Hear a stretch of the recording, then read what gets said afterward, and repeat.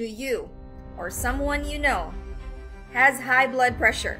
Watch this video till the end, because this topic is probably, or the lesson you're gonna get today is probably one of the most effective, or maybe more effective than what you are already doing right now to help control your blood pressure. So high blood pressure is that common, very common, but silent. And yet, the complications of uncontrolled hypertension are very damaging and even deadly. One of the most common advice you get when you have a high blood pressure, get advice from your doctor, is to what? Watch your salt. Now, do you know where most of the salt in the diet come from? Many of us underestimate our salt consumption and just settle to the idea of moderation. But very plainly, the instruction you would only get is, hey, you need to limit your salt. But what does limit really mean? Quantifiably. I mean, how much is the limit? How much is low? How much is high? This question deserves to have a direct answer. Hi everybody! I'm Dr. Adelita, here for another episode of my Sunday Drive. If you are looking for a good dose of health education and need motivation to bring your health to the next level, promote or build wellness instead of sickness, please stick around, because today I will be teaching you one of the very important dietary topics. Do you or someone you know has high blood pressure? Watch this video till the end, because this topic is probably, or the lesson you're going to get today is probably one of the most effective, or maybe more effective than what you are already doing right now to help control your blood pressure. So stick around. All right. In my previous video, if you've been following me or have watched my previous video, I did a presentation about hypertension that I titled Hypertension, the Silent Killer. In that video, I mentioned that the World Health Organization, or WHO, released its first ever report on the devastating impact of high blood pressure worldwide. You can Google that report. But in that report, it mentioned a staggering statistic that 1 in 3 adults worldwide is affected by high blood pressure. Now, high blood pressure is that common, very common, but silent. Silent in a sense that maybe 70, 80, or 90% of hypertensive people don't even have symptoms. And yet, the complications of uncontrolled hypertension are very damaging and even deadly, from fatal stroke to heart attack to kidney damage to blindness to amputation and much, much more. Now, if you have hypertension, one of the most common advice you get when you have a high blood pressure, get advice from your doctor, is to what? Watch your salt or sodium intake. Yes? Yes, that's the most common advice. And that's so true. But very plainly, the instruction you would only get is, hey, you need to limit your salt. Cut down on your salt intake. But what does limit really mean? Quantifiably. I mean, how much is the limit? How much is low? How much is high? So how much sodium should I eat per day? This question deserves to have a direct answer. Do you agree? I mean, even if you have no high blood pressure, you still ought to know, you still need to know what really should you aim for to maintain your health. If you think you're already healthy, then how much salt should you keep a limit on to stay healthy? The American Heart Association recommends a daily cap of 2,300 milligrams of sodium a day, with an optimal goal of 1,500 milligrams sodium per day. So, 2,300 milligrams daily, but optimally 1,500 milligrams per day. Now that's not enough knowledge. Let's dive in more. According to the American Heart Association, further, you can reduce to 1,000 milligrams per day of sodium intake because that can notably benefit blood pressure and cardiovascular health. 1,000 milligrams per day. Here's another fact. The body needs only a small amount of sodium, less than 500 milligrams per day, to function properly. The amount is less than maybe about a quarter or 1/4 of a teaspoon. Now, very few people comes even close to eating less than that amount. Should I worry if I eat too less, such as 500 milligrams a day of salt or sodium? Well, if your kidneys are healthy, not a big deal because your kidneys are great at retaining the sodium for whatever you have that your body needs. Conservation. Kidneys are very good at conserving whatever sodium we have, even if we limit or restrict our sodium intake. Now, the average American typically ingests around 3,500 milligrams of sodium daily, and even more than that, but typically 3,500 milligrams. Now, do you know where most of the salt in the diet come from? You might think it's from your salt shaker or, salt container in your cupboard when you're cooking. No, it's not. Over 70% of the dietary salt in the United States originate from packaged foods, from prepared foods, from restaurant foods, from takeout, convenient meals. Those are the primary sources of salt intake in our generation today. That indicates that we are eating more processed foods, more ready to eat or cooked for you foods, like in the restaurant. Many of us, unfortunately, underestimate our salt consumption and just settle to the idea of moderation. You hear this a lot, right? Just moderate whatever I'm eating. A little bit of this, a little bit of that. Now, when we end up saying just a little bit of this, a little bit of that, and you're not really quantifying or measuring, the likelihood of going beyond is much higher than going below the recommendation. So get your pen and paper ready, or your phone, to make some notes, because I'm going to teach you different ways to monitor your salt intake. Ready? I'm ready. So number 1, so there are 3 ways. The first is not so detailed, but at least kind of give you a rough estimate. First is scan the ingredient list. Look at the ingredient list of the product you're holding. Look for terms like sodium, like salt, or soda. So they all refer to salt. If you see that in the ingredient list, then your product, that food you're holding, has salt in it. You don't know exactly how much, but if it is written among the first five in the ingredient list, it is very likely high.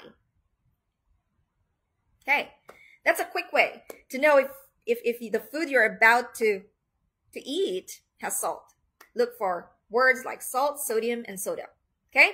Number 2, familiarization with terminology in the food labels. So you'd see this mostly at the front, front of the product, not the back of the package, but the front, where it says terms like salt or sodium free. When you read a word, that means that food contains less than 5 milligrams of sodium per serving. When you read terms like very low sodium, that means 35 milligrams or less per serving. When you read the word low sodium, that's about 140 milligrams or less per serving. When you read reduced sodium, it contains about 25% less than the standard amount. And then when you read light in sodium or lightly salted, it contains a minimum of 50% less sodium than the regular amount of the product. And if you read no salt added or unsalted, that means no salt is added during the processing. So those terms you'll see in the front of the package. Sometimes these are the strategies. This is a strategy that food companies use to sell their product to make it look healthy. Now remember, sodium levels vary in the same foods depending on the brand or restaurant you go, right? The third way, this is what I prefer because it's more definite, more exact, and really quantified. What is it? Utilizing the nutrition label or nutrition fact label on the food packaging to ascertain the sodium content per serving. And I'm going to show you an example of that so you will understand better. Okay. So, for example, you decided to eat a McDonald's cheeseburger, okay? Just so you know, even though the nutrition label is not at the wrapper of your cheeseburger, there are online websites that list the nutrition facts, the nutrition details of the product that we buy from common famous food stores. Now, for example, this is a cheeseburger that from McDonald's, and here you'll see sodium. So when we talk about salt, you go look for sodium in the label. Here it is 680 milligrams. How much is that? What is that? I mean, I don't know what 680 milligrams look like in salt. And now I'm going to teach you how to do more investigation about that number, but that is helpful. 680, okay? So 680 milligrams of sodium in one cheeseburger. What I advise you to do is do the second step. Online, you can find a calculator that converts sodium to salt, and this is one of the examples I actually put in where you will put in the milligrams of sodium. And again, we had a 680, right, from the cheeseburger. But in that 680 milligrams of sodium, how much is that converted to salt? It will look 1.7 grams of salt equivalent. So 1.7 grams of salt, not really very much helpful in visualizing the amount, right? The volume, right? For those of you who are very visual like me, I would like to convert that to a teaspoon because we are more familiar with teaspoon than grams and milligrams. Otherwise, if you can carry a handheld weighing scale, food weighing scale, then you're good, but that's not practical. But you can convert the 1.7 grams of salt to a teaspoon by looking up online, another calculator, grams to teaspoon converter, and I put in 1.7 grams for salt, and the equivalent in teaspoon is about a third of a teaspoon, right? 0.3, if you round that off, that's 0.3, so about a third, approximately 1/3 of a teaspoon of salt in one cheeseburger.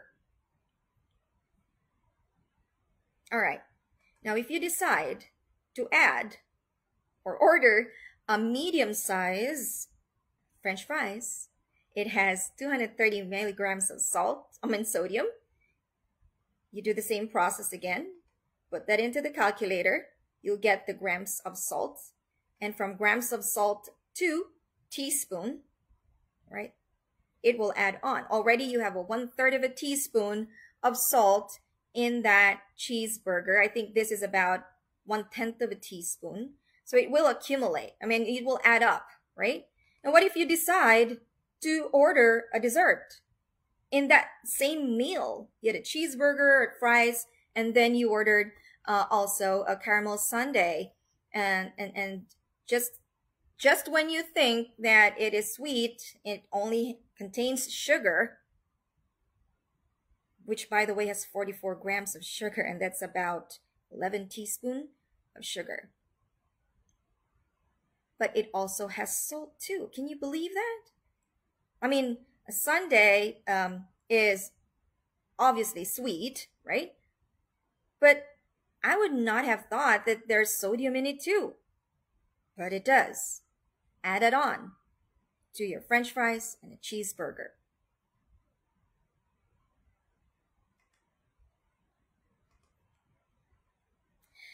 Sodium from salt plus the sodium from the other sodium-containing ingredient in the product. That's what you are looking at when you eat a processed food. Not just the salt that's added into that food, but also the other ingredients that are also premixed with some salt substitutes. Like for example, a burger patty. Okay, aside from the salt that they added on it, the regular salt, there is preservative in it. So the preservatives, such as sodium nitrate, such as sodium citrate, or the MSG, the monosodium glutamate. And what did we say about it? Sodium. That's salt. That's soda is also salt. So know that when you're eating a processed food, okay, it has the regular salt and also salt coming from the other ingredients in that food. And most of them are preservatives. They will just say preservatives, but it's actually, because salt is a preservative. So you know, salt is a preservative. So they can be using salt too as preservative aside from the regular salt that they added on it. Also, I want you to take note that when you are using the nutrition label as a way to monitor your salt intake, please know that you've got to take note of the serving size of that product. If your portion equals 2 servings of that product, then you actually are eating twice the sodium listed. So for example, in our example, the cheeseburger, right? That was just for good for 1. And if you decided to eat 2, then you have to multiply the 680 by 2. You'll end up with 1,360 milligrams of salt in 2 cheeseburgers. And that's about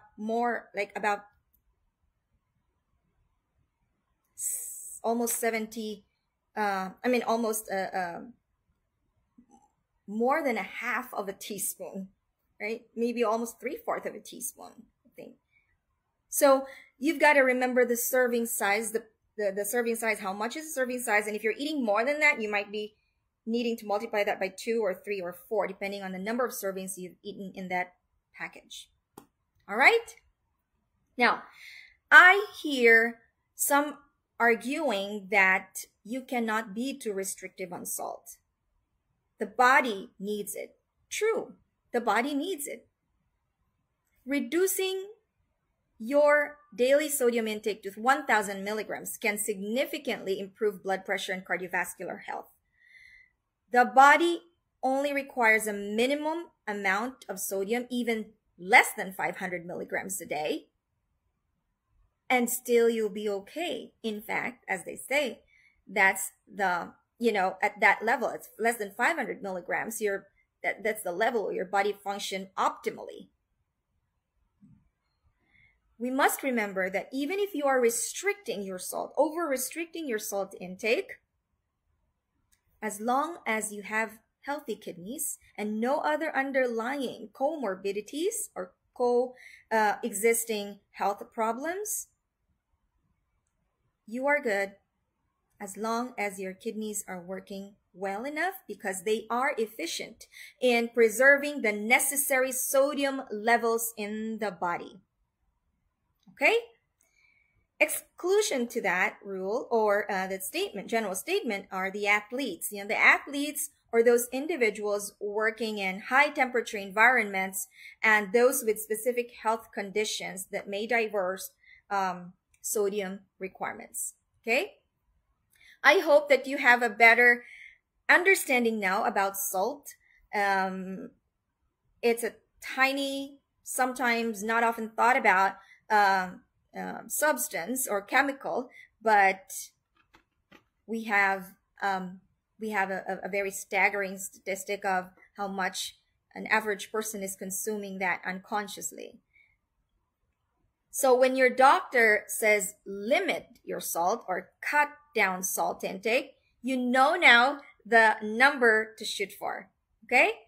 Salt intake is very crucial in blood pressure control and overall health. My patients who watch their salt intake experience immediate response in their blood pressure.